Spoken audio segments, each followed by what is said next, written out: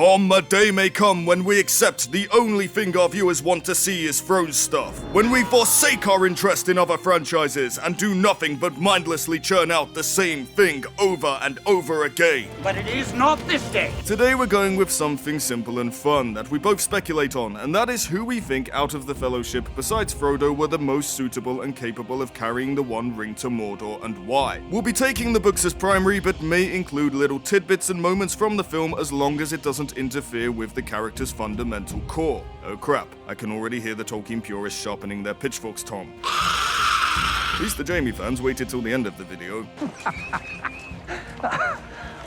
Now, before we get on with our rankings, there are a few things that need to be made clear. Number 1, Frodo was the only character of his time who had the potential to carry the ring all the way to the fires of Mount Doom and destroy it. Tolkien basically stated this outright in one of his letters. We're not trying to contradict that. Our ranking is more along the lines of who could have got the furthest after Frodo. Number 2, we're considering both the ability to carry the ring and resist its corruption and suitability to carry the ring as factors. So it's not just the risk the ring has on the bearer, but also the risk the bearer has on the world when the ring finally corrupts them. Number 3, we're assuming the mission is still the same. That's to say the bearer still gets access to the same help from the other members of the Fellowship as Frodo did, and the intention is still stealth. And the set-off point Rivendell. No one gets handed the ring and told to pop off on their own merry adventures. That just opens too many cans of worms. And finally, there's an incredibly important distinction between resisting the ring's temptation and resisting its corruption. Some characters in this list defeated the temptation of taking the ring, but that doesn't mean they can resist its corruption were they to possess it. Anyway, let's get on with the list, and at number 8 we have Gandalf. What? Gandalf? How in the Shire can you possibly place the wisest and most powerful member of the Fellowship at the bottom? Okay, hear us out. Gandalf is stated by Tolkien to be one of the few beings in Middle-earth who could actually master the ring away from Sauron, and trust me when I say this, that isn't a good thing. This basically means along with Saruman, well, at least before he spent himself, and to a lesser degree Galadriel, Gandalf is one of the few who could wield the ring at its full power. He even knows himself the terrible power he would unleash were he to take it. I would use this ring from a desire to do good, but through me, it would wield a power too great and terrible to imagine. And due to him coming from the same stock as Sauron himself, being a Mire and all, he would become just as big a threat, if not more so than Sauron to the peoples of Middle-earth. Not great, Bob. He may not be the most easily corrupted, but he is by far the most unsuitable to bear the burden when the consequences of succumbing are considered. At number 7, we have who you probably think should be at the bottom, and that is Boromir. Out of the Fellowship, Boromir was the only one bested by the temptation of the ring alone. He may not be the most unsuitable in terms of terrible power he could wield if given the ring, but he is the strongest combination of unsuitable and corruptible. In general, men lack the wisdom of elves and the stubbornness and resistance to corruption of the dwarves, which when combined with their nature makes them more susceptible to promises of power. This is even more prevalent in Boromir, whose people are on the doorstep of Mordor and in the most desperate situation out of the three peoples of Middle-earth. Boromir has lost all hope and is looking for anything to rekindle it, something the ring takes full advantage of. The only saving grace that puts Boromir above Gandalf is he wouldn't be able to tap into the full potential of the ring, so, you might be able to kill him before he gets the shiny gold piece of evil incarnate back to its master. At number 6, we have Aragorn, son of Arathorn. Now, Aragorn has an incredibly noble heart, and he beat the test of temptation, and out of all those who belong to the race of men, is the only one who might actually make some serious progress while bearing the little trinket of corrupting evil. But while he's the best hope of men, that's a little like saying he's the parachute with the fewest holes in it, handed to you just before being thrown out of a plane. The weakness of his ancestor flows in his veins, and his ambitions of kingship and proving himself as a leader to men are too great not to fall under the ring's corruption. Another thing to factor in with Aragorn is, like Gandalf, his unsuitability to have the ring when it finally corrupts him. Aragorn belongs to a powerful line with a dash of elven blood and a sliver of Mire in him, giving him an inherent power greater than that of regular men. You cannot be 80. 87. You are one of the Dunedain, a descendant of Numenor, blessed with long life. He wouldn't be able to master the ring like Gandalf, but he would be able to squeeze an awful lot of juice out of it, potentially enough to overthrow Sauron and his forces. This is evidenced with Aragorn's march on the Black Gate. The only reason Sauron meets his challenge is because he thinks Aragorn has the ring, thanks to Aragorn's taunts in the Palantir and the fact he'd united Gondor and Rohan under him. And while I don't think it's fair to say Sauron was scared shitless at this prospect, it was definitely at least of concern to him, meaning Aragorn with the ring is definitely a worthwhile threat, and therefore very unsuitable to carry it. Tom's also said that maybe Sauron was just going to lay the smackdown on him and finally get his ring back, which, you know, might also be right. Before we continue, I just wanted to give an announcement about our Discord server. We're under no illusions that it won't be pretty quiet in there while we grow our channel, but if you do want to talk to us more directly or have video ideas to share or just want to shoot the breeze about your favorite fiction, feel free to stop by. Check the link out in the description below. Our number 5 pick is Legolas. Legolas, along with his short friend we'll mention soon, in both mediums really doesn't seem that bothered or tempted by the ring. He resolves to see it destroyed and does what he can to help the quest. But like we said, resisting the temptation of the ring and resisting its corruption are two separate things. We never get a chance to see the ring affect Legolas, as by the time the ring's primary target, Boromir, was no longer an option, the ring had passed from his reach. But Legolas finds himself in the middle because while we know that the ring's effects aren't as strong on elves as they are with men, elves are still an extremely valid target, as they are still fully susceptible to its corruption. I mean, they were originally the intended target. Something often lost to fans of just the movies is that the rings were originally made by the elves for the elves with a bit of help from the Dark Lord in disguise. They were never meant for men or dwarves, and giving 16 of them away to other races was kind of a backup plan on Sauron's part more than anything, after the elves had realized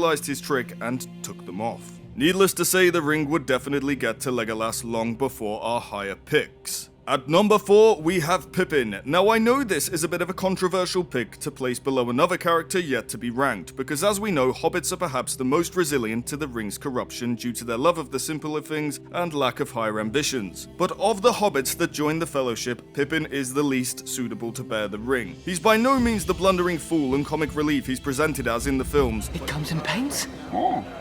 I can get you one. We've had one, yes. What about second breakfast? Where are we going? What are you going to do then? Knock your head against these doors, Peregrine Took. But he is the youngest, most inexperienced, most immature of the hobbits, and is possessed of a certain impulsive curiosity that the ring could potentially exploit. It's not exactly the same thing, but we do see Pippin inquisitively obsess over the Palantir in the Two Towers book and the Return of the King movie, a mistake that could have cost the quest. With this in mind, it's not too unreasonable to assume he might treat the ring in the same way, inquisitively obsessing over its whispers, and maybe even using the ring frequently out of pure curiosity of the Wraith world. Pippin's got the right heart to bear the ring, but just not the wisdom and life experience to treat the ring's attempts to ensnare appropriately. Why did you look? Why do you always have to look? I don't know.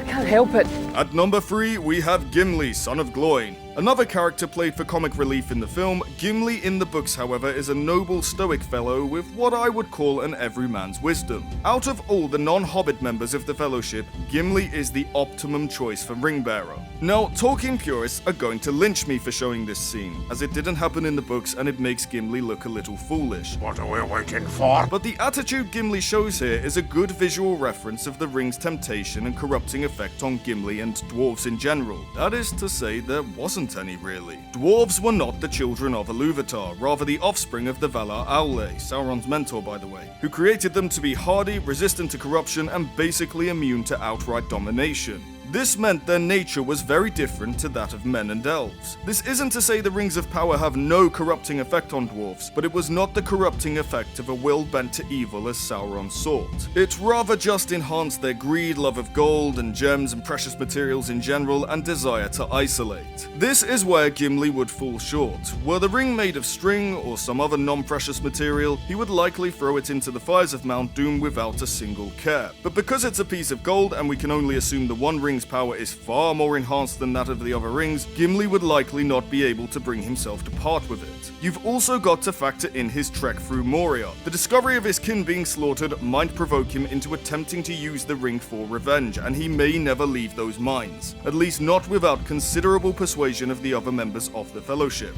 Were it not for the presence of the more suitable hobbits and the bickering politics of the free peoples of Middle-earth, Gimli would have been the prime candidate out of the council to carry the ring, provided deciding he had some help to coax him out of Moria.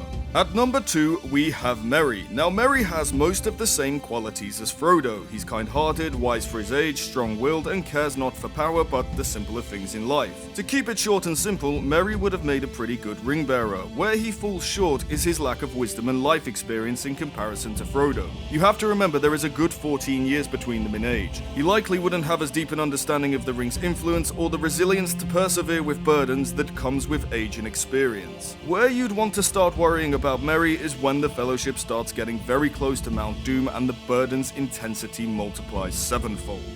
And at number 1, could it really have been anyone else? Of course it's Samwise Gamgee. Now, the argument I often see is that out of Merry and Sam, Merry has the greater strength of will, but Sam has the greater strength of heart. And it can be a little subjective as to which you think is more important to resist the ring's allure. Let us know in the comments which you think is the most important. But our reasoning for placing Sam at number 1, Samwise belongs to a very exclusive club, being one of only 4 individuals to give up the ring willingly. For those wondering, the other 3 are Tom Bombadil, Bilbo Baggins, and Frodo. But Frodo didn't give up the ring, he couldn't destroy it. Yes, but he did surrender it willingly at the Council of Elrond to Gandalf and only took it back into his possession because he pitied the effect it was having on everyone else. Not to mention he offered it to Galadriel. Only in the Fires of Mount Doom, when the ring's pull is at its strongest, was he finally overcome. Anyway, this makes Sam one of a very rare few with a unique resistance to the ring's influence, even more so than the considerable resilience of your average hobbit. Samwise also took the ring and resolved to finish what Frodo started when he thought his friend was dead to Shelob's stinger. So he had a similar determination to see it through to the end, and possession of the ring didn't blind him to his evil and turn him into Smeagol 2.0. Don't mistake this for Sam being just as up to the task as Frodo though. Sam only carried the ring for little more than a day or two, and the journey had provided him with a unique loyalty and devotion to Frodo that he was able to turn against the ring's attempts to twist and ensnare him. In other words, Frodo played a not insignificant part in Sam's ability to resist the ring's influence and give the ring back. But all things considered, were Frodo to die to the Morgul blade in Rivendell, the next best choice to carry the ring was beyond any doubt Samwise the Brave. I know it's a little obvious, but that's because Sam is so obviously the best choice. Where would you rank the Fellowship in their ability to carry the ring? Let us know down in the comments.